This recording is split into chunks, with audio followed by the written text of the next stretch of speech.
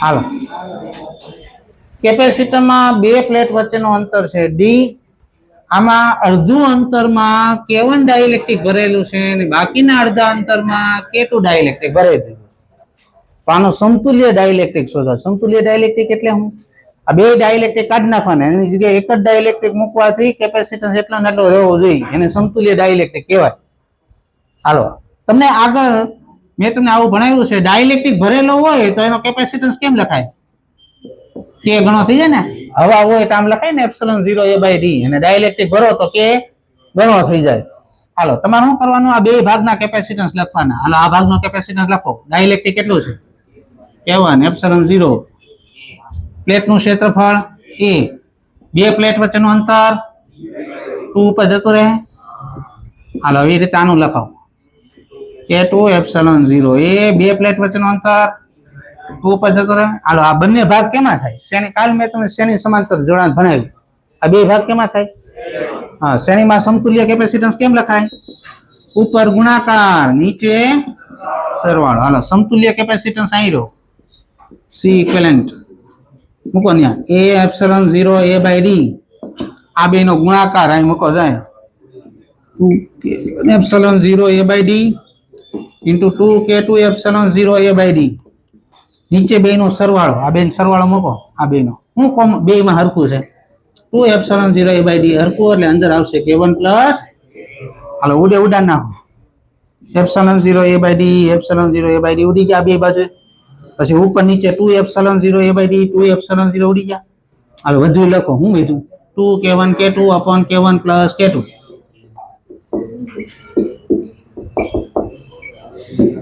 આ યાદ રાખવાનું. આ ક્યારે મૂકવાનું સાંભળજો. બે પ્લેટ વચ્ચેનું અંતર અડધું અડધું થાય એ રીતે ડાઇલેક્ટ્રિક ભરેલો હોય તો સમતુલ્ય ડાઇલેક્ટ્રિક શોધવાનું સૂત્ર 2K1 K2 upon K1 plus K2. 2020 માં દાખલો પૂછાણો છે. હાલો, એ પછી જો. હાલે અહીં જાણે. હવે પ્લેટનું ક્ષેત્રફળ અડધું અડધું થાય. ધારો કે આ એ પ્લેટ, એ ક્ષેત્રફળ વાળી પ્લેટ છે. અડધા ક્ષેત્રફળમાં K1 ડાઇલેક્ટ્રિક ભર્યું, બાકીના અડધા ક્ષેત્રફળમાં K2 ડાઇલેક્ટ્રિક ભર્યું. તો આનો સમતુલ્ય ડાઇલેક્ટ્રિક કેટલો થાય ગોતવાનો છે. હાલો, ડાઇલેક્ટ્રિક ભરેલું હોય એનું કેપેસિટન્સ કેમ લખાય? K ε0A/. હાલો, આનો કેપેસિટન્સ લખાવો. કેમ લખાય? ડાઇલેક્ટ્રિક કેવું ભર્યું છે? K1. પ્લેટનું ક્ષેત્રફળ કેટલું? A/2, એટલે 2 નીચે આવી જાય ને. હાલો, આનું લખાવો. K2 ε0A/2d. હવે આ બે ભાગ કેમાં થાય? બે ભાગ, હા, આ પ્લેટ અહીંયા જોડેલી છે ને આ પ્લેટ અહીંયા જોડેલી છે. આવી રીતનું થયું ને. આની બે પ્લેટ આવી રહી, આ ઉપરની, નીચેની બે પ્લેટ આવી રહી. આ પ્લેટ અહીંયા જોડેલી છે કે નહીં? જોડી દીધી. આ પ્લેટ અહીંયા જોડેલી છે કે? જોડી દીધી. આ કેમાં થાય? બી. હા, સમાંતરમાં કેપેસિટન્સ નું શું થાય? સરવાળો. રેડી ને? સમતુલ્ય કેપેસિટન્સ અહીં મૂકો ને. K ε0A/d. સિવાય આ બેન સરવાળો કરો, આ બેન સરવાળો કરો, કોમન શું નીકળે? અંદર શું વધશે? ε0A/d epsilon. K બરાબર શું આવ્યું? K1 plus K2/2. આ ક્યારે મૂકવાનું સૂત્ર? પ્લેટનું ક્ષેત્રફળ અડધું અડધું થાય એ રીતે ડાઇલેક્ટ્રિક મૂકેલા હોય તે આ સૂત્ર મૂકવું. આ ક્યારે મૂકવાનું? પ્લેટ વચ્ચેનું અંતર અડધું અડધું થાય એ રીતે ડાઇલેક્ટ્રિક ભરેલા હોય તો આ મૂકવાનું. ક્ષેત્રફળ અડધું અડધું થાય એ રીતે ડાઇલેક્ટ્રિક ભરેલા હોય તો આ મૂકવાનું. હાલો, આટલું આવડ્યું. હાલો, 3 ડાઇલેક્ટ્રિક ભરેલા હોય તો શું થાય?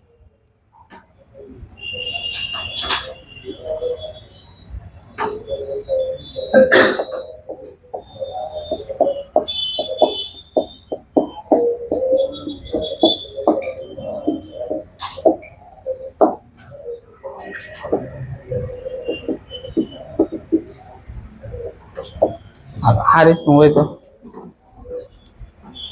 ડાઇલેક્ટ્રિક ભરેલું હોય તો કેપેસિટન્સ કેમ લખાય? K ε0A/. હાલો, ત્રણેય ભાગના કેપેસિટન્સ લખાવો. આ ભાગનો કેપેસિટન્સ લખાવો. ડાઇલેક્ટ્રિક કેટલું છે? K1 ε0. પ્લેટનું ક્ષેત્રફળ કેટલું? A/2. બે પ્લેટ વચ્ચેનું અંતર કેટલું? આ 2 ઉડી જાય શું લખાય?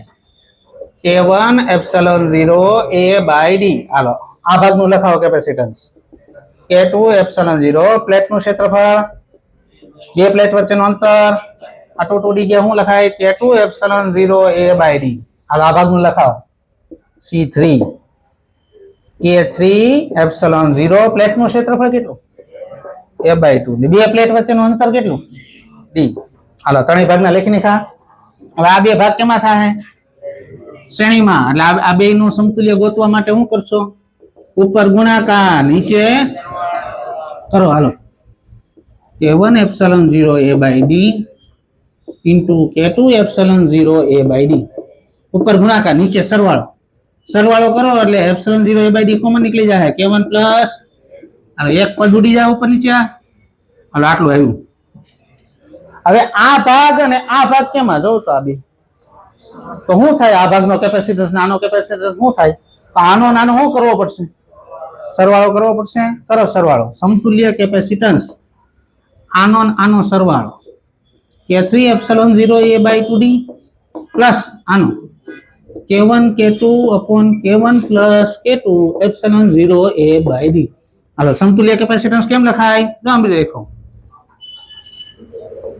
લખો હાલો ઉડે ઉડાડવામાં epsilon 0 a/d epsilon 0 a/d epsilon 0 a/d ઉડી ગયા આ લખો જો અંદર K3/2 plus K1 K2 upon K1 plus K2 લખો નીટ 2016 માં 4 ડાઇલેક્ટ્રિક નો પ્રશ્ન છે જો ઈ ગણો અત્યારે બધા પેલા એકવાર વાંચો પછી દાખલો ગણો જવાબ આવી જાવો જોઈએ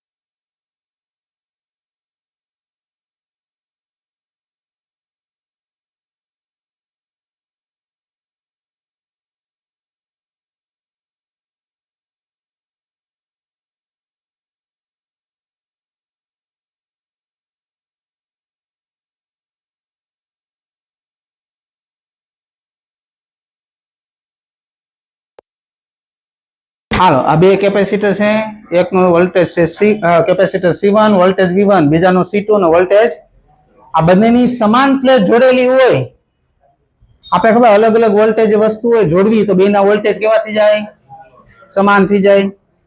કેટલો વોલ્ટેજ થાય એનું સૂત્ર આપણે તારવીને સમજાયું હતું. C1 V1 plus C2 V2 upon C1 plus C2 ને ગુમાવેલી ઉર્જાનું સૂત્ર હતું C1 C2 upon 2 C1 plus C2 V1 minus V2 નો સ્ક્વેર. આવા સૂત્ર આવ્યા હતા જ નહોતા આવ્યા આગળ. ઓકે, હવે અહીં ધ્યાન રાખો, આમાં ખાલી એક વસ્તુ નવી છે. જો આ ધન પ્લેટ ને આની ઋણ પ્લેટ આરે જોડવામાં આવે, ઋણ ને ધન આરે જોડવામાં આવે, તો પ્લસ છે ને અહીંયા માઇનસ આવે.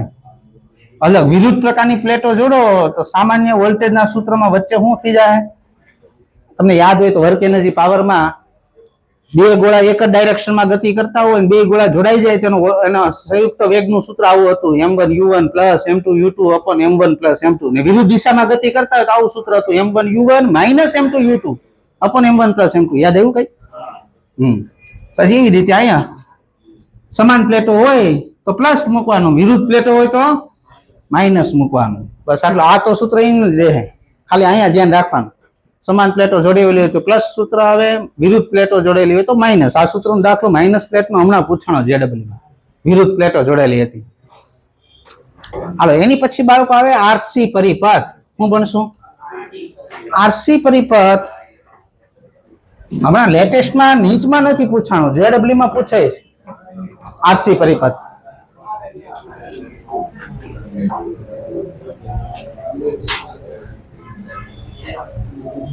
હાલો ધ્યાન રાખો, આરસી પરિપથ, આ અવરોધ અને આ કેપેસિટર એને V વોલ્ટની બેટરી સાથે જોડેલું છે, V0 વોલ્ટની બેટરી આરે જોડ્યું.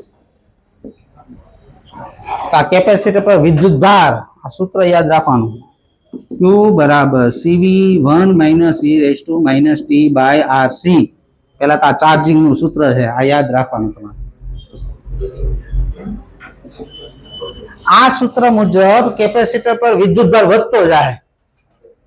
પહેલા આ સૂત્ર પાકું કરવાનું, Q બરાબર CV બ્રેકેટ અંદર 1 minus e raised to minus t by RC. હાલો આ સૂત્ર સમજાવવું હોય, આ હું કહેવા માંગે. આને આમ લખાય કે નહીં? જો આ છેદમાં લઈ લો, ઘાત કેવી થઈ જાય? પ્લસ થઈ જાય. હાલો આપણે જુદા જુદા સમય મૂકવી, t બરાબર 0 મૂકો, t બરાબર RC મૂકો, t બરાબર ઇન્ફિનિટી મૂકો. જુદા જુદા સમય આપણે વારાફરતી મૂકશું. હાલો મૂકો તો t ની કિંમત 0 મૂકો, ત્યાં 0 કોઈ પણ ની 0 ઘાત 1 થાય, 1 ભેગા 1 એટલે 1, 1 minus 1 એટલે 0. એટલે મતલબ શરૂઆતમાં કેપેસિટર પર વિદ્યુત ભાર નથી, આ એવું કહીશ. શું કહે છે? આ કેપેસિટર પર વિદ્યુત ભાર અત્યારે છે નહીં. હાલો સમય જાતો જાય તો શું થાય? આ સૂત્ર મુજબ વિદ્યુત ભાર વધતો જાય. હાલો RC મૂકો તો અહીંયા RC by RC 1, Q બરાબર CV 1 minus 1 upon E. નો લસા લઈ લો, E minus 1 upon E. E exponent function છે, એની કિંમત હોય 2.718. કેટલી હોય એની કિંમત? હાલો અહીં મૂકો 2.718 minus 1, 1.718 ભાગાકાર 2.718 CV. આની કિંમત ગોતશો ને 0.63 આવશે. કેટલી આવશે? 0.63. શું થયો? જોઉં તો વિદ્યુત ભાર વિદ્યુત નહીં, જોઉં તો પેલા કેટલો હતો? આટલો થયો, જો આટલો 0.63 CV જેટલો વિદ્યુત ભાર થયો. હાલો અનંત મૂકો તો ઇન્ફિનિટી મૂકો તો કોઈ પણ ઇન્ફિનિટી ઘાત કેટલી થાય? Infinity 1 upon infinity 0. કોઈ પણ ના છેદમાં ઇન્ફિનિટી આવે એટલે 0 થઈ જાય. 1 upon ઇન્ફિનિટી એટલે આ 0 થઈ ગયું, 1 minus 0 એટલે 1 થઈ ગયું. એટલે CV કેટલો વિદ્યુત ભાર આવ્યો? શું થાય? જો તો પેલા કેટલો વિદ્યુત ભાર હતો કેપેસિટર, પછી કેટલો થયો? 0.63 CV થયો. પછી કેટલો થયો? શું થાય? વિદ્યુત ભાર વધતો થાય. મતલબ કેપેસિટર શું થાય છે? ચાર્જ થાય. કેપેસિટર શું થાય છે? ચાર્જ થાય. તો મેક્સિમમ વિદ્યુત ભાર કેટલો થયો? CV જેટલો થયો. આપણે ભણ્યું છે ને આવું સૂત્ર, Q બરાબર CV. કેપેસિટર ચાર્જ થઈ ગયા પછીનું છે, ચાર્જ થયા પહેલાનું ભણાવું તમને. કેપેસિટર ચાર્જ કઈ રીતે થાય? સમય સાથે એની પર વિદ્યુત ભાર શું થતો જાય? વધતો જાય. અને અંતિમ વિદ્યુત ભાર કેટલો થઈ શકે? CV. આ મેક્સિમમ વિદ્યુત ભારના 63% વિદ્યુત ભાર થયો. કેપેસિટર ને 63% ચાર્જ થતા જે સમય લાગે તેને સમય અચળાંક કહેવામાં આવે છે. આને સમય અચળાંક કહેવાય. હું બોલે આને? ટાઉ. આ નીટમાં પૂછાયેલું છે. આરસી પરિપથનો સમય અચળાંકનું સૂત્ર શું થાય? જવાબ આવે આરસી થાય. પ્રશ્નમાં જવાબ છે આરસી. તો આવી રીતે તમારે હજી એક પરિપથ આવશે. આગળ ભણશો ને એલઆર પરિપથ આવે.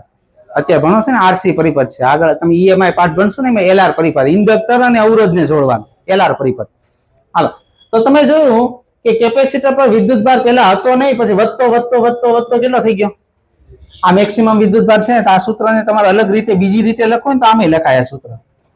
Q બરાબર CV એટલે મેક્સિમમ વિદ્યુતભાર આમ લખીએ તો અહીંયા Q maximum 1 - e⁻ t / RC. આ સૂત્ર નામે લખાય Q maximum 1 - e⁻ t. RC એટલે શું છે? સમય અચળાંક છે. ટાઉ મૂકીએ જ નહીં. આ સૂત્ર અલગ અલગ સ્વરૂપમાં આ રીતે લખાય. હાલો, હવે વાત કરીએ વોલ્ટેજ. આની પર વિદ્યુતભાર વધતો જાય તેનો વોલ્ટેજ શું થતો જાય? વધતો જાય ને. વિદ્યુતભાર કેપેસિટર પર વધતો જાય એમ વોલ્ટેજ શું થતો જાય? હાલો, તો આ સૂત્રમાંથી વોલ્ટેજનું સૂત્ર બનાવીએ. આપણે આવું સૂત્ર આવે Q બરાબર CV નોટ. આ બેટરીનો વોલ્ટેજ છે. આ CC બે બાજુ ઉડી જાય તો આ વોલ્ટેજનું સૂત્ર તૈયાર થઈ ગયું. કેપેસિટરનો વોલ્ટેજ t સમય પછી આટલો થાય. વોલ્ટેજનું સૂત્ર હશે અંદર લખેલું હશે આ સૂત્ર. કેપેસિટર પર વિદ્યુતભાર વધતો જાય એમ કેપેસિટરનો વોલ્ટેજ શું થતો જાય? વધતો જાય. તો આ સૂત્ર મુજબ વોલ્ટેજ વધે અને આ સૂત્ર મુજબ વિદ્યુતભાર વધે. રેડી? હાલો, ચાર્જિંગ નો ગ્રાફ કેવો આવે? આ જેડબલ્યુ માં પૂછાયેલો ગ્રાફ છે કે કેપેસિટર પર વિદ્યુતભાર સમય સાથે પહેલા વિદ્યુતભાર કેટલો હતો? જો તો 0 સમય વિદ્યુતભાર કેટલો છે? આ 0 સમય ને વિદ્યુતભાર 0. પછી વિદ્યુતભાર શું થતો જાય છે? વધતો જાય છે. વધતો વધતો અચળ થઈ જાય. આટલો આટલો થયા પછી વધે છે નહીં. અચળ વિદ્યુતભાર થઈ ગયો. મેક્સિમમ વિદ્યુતભાર થઈ ગયો. એટલે Q બરાબર CV જેટલો. પછી વિદ્યુતભાર વધતો નથી. આ ચાર્જિંગ નો ગ્રાફ છે આરસી પરિપથનો. વિદ્યુતભાર શરૂઆતમાં 0 હોય, પછી વધતો વધતો વધતો આરસી જેટલો થઈ જાય, CV જેટલો થઈ જાય, પછી વિદ્યુતભાર વધતો બંધ થઈ જાય. આવો ગ્રાફ દોર્યો હશે અંદર. જો તમારે સૂત્ર યાદ રાખવાના છે દાખલા માટે. એક આ સૂત્ર, એક આ સૂત્ર. બે સૂત્ર આવડતા હોવા જોઈએ. આના દાખલા આવે છે જેડબલ્યુ માં ઘણા પૂછાણા છે આના દાખલા.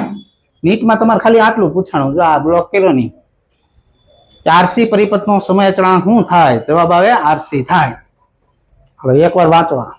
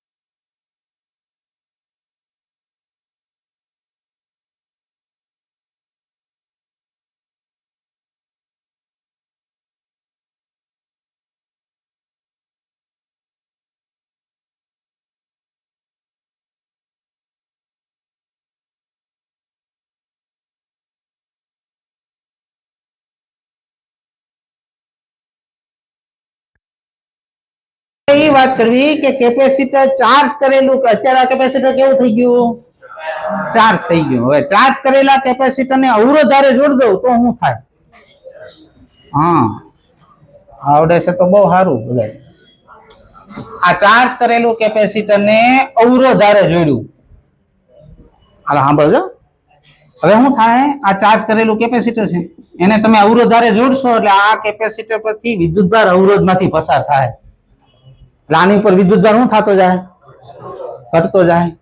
હવે આમાંથી વિદ્યુતભાર પસાર થયો મતલબ કરંટ પસાર થયો. આની અંદર વિદ્યુતભાર ગતિ કરે એટલે કરંટ ઉત્પન્ન થાય. આ અવરોધમાંથી કરંટ પસાર થયો. તમે બધાને ખબર છે કે અવરોધમાંથી જ્યારે કરંટ પસાર થાય ત્યારે I2RT મુજબ ઉષ્મા ઉર્જા ઉત્પન્ન થાય. જૂલ અસર હે ને?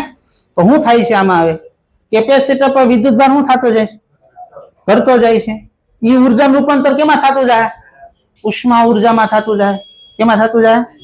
તો શું થાય? કેપેસિટરમાં સંગ્રહિત ઉર્જાનું રૂપાંતર ઉષ્મા ઉર્જામાં થાય અને કેપેસિટર ધીમે ધીમે શું થતું જાય? ડિસ્ચાર્જ થતું જાય.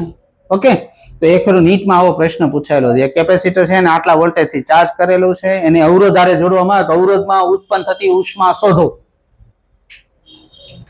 તો હું ગોતશો તમે? કેપેસિટરની ઉર્જા ગોતવાની. ઈ જ ઉર્જાનું ઉષ્મા ઉર્જામાં રૂપાંતર થવાનું છે. સમજાણું? કેપેસિટરની ઉર્જા ગોતવા માટે તમને કેપેસિટન્સ ને વોલ્ટેજ બે આપ્યું હતું. 1/2 કરી નાખો એટલે જે કેપેસિટરની ઉર્જા છે એનું જ રૂપાંતર કેમાં થયું? ઉષ્મા ઉર્જામાં થયું. સમજણ પડી? ઓકે, હાલો. હવે કેપેસિટર ડિસ્ચાર્જિંગ નું સૂત્ર છે ખાલી આટલો જ ફરક છે. આ 1 માઇનસ કાઢી નાખવાનું. ખાલી આ સૂત્ર તૈયાર થઈ ગયું. 1 માઇનસ કાઢી નાખવાનું.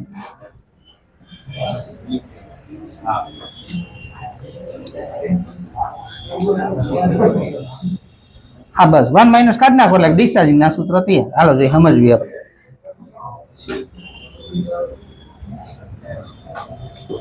આ ડિસ્ચાર્જિંગ નું સૂત્ર CV e⁻t/RC. આ ડિસ્ચાર્જિંગ નું સૂત્ર છે. આ સૂત્ર મુજબ કેપેસિટર નો વિદ્યુતભાર શું થતો જાય? ઘટતો જાય. આને આમ લખાય ને છેદમાં લખો એટલે ઘાત પ્લસ થઈ જાય. એટલે જુદા જુદા સમય મૂકી t બરાબર 0 મૂકો તો અહીંયા શું થાય? જો કોઈ પણ ની 0 ઘાત 1 થાય. 1/1 એટલે 1. એટલે શરૂઆતમાં કેપેસિટર પર વિદ્યુતભાર છે કેટલો? CV જેટલો. એટલે મતલબ કેપેસિટર ચાર્જ છે અત્યારે. શું છે આ કેપેસિટર? હાલો t બરાબર RC મૂકો. અહીંયા RC મૂકો. RC/RC 1 થઈ જાય એટલે CV/E આવ્યું હે ને? E ની કિંમત 2.718 કરો. આયા CV ભાગાકાર 2.718 કરશો ને એટલે આની કિંમત આવશે 0.37 આવશે. કેટલી આવશે? બોલો વિદ્યુતભાર વધ્યો જ ઘટ્યો? જો તો પેલા કેટલો હતો? CV જેટલો. પછી કેટલો થયો? તો ઘટ્યો કે વધ્યો? ઘટ્યો. હાલો અનંત મૂકો. ઇન્ફિનિટી મૂકો. ત્યાં કોઈ પણ ઇન્ફિનિટી ઘાત ઇન્ફિનિટી 1 પણ ઇન્ફિનિટી એટલે 0. હાલો કેપેસિટર શું થઈ ગયું? જો તો પેલા હતો વિદ્યુતભાર ઘટીને આટલો થયો પછી 0 થઈ ગયો એટલે કેપેસિટર શું થઈ ગયું? ડિસ્ચાર્જ થઈ ગયું. હાલો તો ડિસ્ચાર્જિંગ નો ગ્રાફ કેવો આવે? તો કેપેસિટર ઉપર શરૂઆતમાં વિદ્યુતભાર હતો. કેટલો હતો? CV જેટલો હતો. પછી કેટલો થયો? 0.37 CV થયો. પછી કેટલો થઈ ગયો? આ તો શરૂઆતમાં વિદ્યુતભાર આવ્યો. પછી ઘટતો ઘટતો ઘટતો ઘટતો શું થઈ જાય? 0 થઈ જાય. આ ડિસ્ચાર્જિંગ નો ગ્રાફ દોર્યો હશે અંદર. જો હાલો RC પરિપથ હતું પૂરું. થિયરી પૂરી થાય છે ઇલેક્ટ્રોસ્ટેટિક્સ ની. હવે વાત કરવી દાખલાની. તમારે તો મને ખબર જ હોય કાલ કોઈ દી આવતા નથી તમારે દાખલા. મહેરબાની તમારા બધાને માર્ક જોતા એવું લાગે તમે પેમ્પલેટના દાખલા હરખા નથી ભણતા. પેમ્પલેટના દાખલા તો હરખા ગણીને આવો વ્યવસ્થિત. અમુક વિદ્યાર્થી એવું વિચારતા આપણે ક્યાં ગણીને છે, સાહેબ ગણાવશે એટલે બેઠા બેઠા જોવું. તમને કોઈ દી ફિઝિક્સ નહીં આવે. દાખલા તમે જાતે નહીં ગણો ત્યાં સુધી તમને મથવાનું. હું તમને નથી કહેતો કે બધાને જવાબ આવી જાય. હું તમને એમ કહું છું દાખલા તમે મથો. દાખલા તમે મથો તો તમને દાખલા આવડશે. અમુક વિદ્યાર્થી છે ખબર આપણે ખબર જ હોય. અમુક વિદ્યાર્થી ખાલી સાહેબ દાખલા ગણાવે તો એ જોવે. એમ તમને ક્યાંથી માર્ક્સ આવવાના જ નથી તમારા. દાખલા પેમ્પલેટના મથો. સમય તમારી પાસે અત્યારે પેપરમાં તમારી પાસે એક દાખલાનો 5 મિનિટનો સમય ન હોય. અત્યારે હોય તમારી પાસે. અત્યારે કોઈ દાખલો તમે 5 મિનિટ ગણશો તો હાલશે. પેપરમાં 5 મિનિટ ગણશો તો હાલશે? ધીમે ધીમે ધીમે તમારે દાખલાની પ્રેક્ટિસ કરવાની છે ને ધીમે ધીમે સમય ઓછો કરતું રહેવાનો. એક દાખલાનો સમય ધીમે ધીમે ભલે અત્યારે 5 મિનિટ થતી હોય, પછી એનાથી ઘટાડીને 4 મિનિટ થાય, 3 મિનિટ થાય, પ્રેક્ટિસ કરતા જાવ, સમય શું થતો જાય, ઘટતો જાય. એટલે પ્રેક્ટિસ કરવી પડે તો થાય. તમે શું કરો, પ્રેક્ટિસ કરતા નથી, પેપરમાં જ ડાયરેક્ટ પ્રેક્ટિસ કરો બધા. સાચી ને, ડાયરેક્ટ ત્યાં જ પ્રેક્ટિસ કરી. હું રોજ પ્રેક્ટિસ કરી, ડાયરેક્ટ ત્યાં જ પ્રેક્ટિસ કરી. હે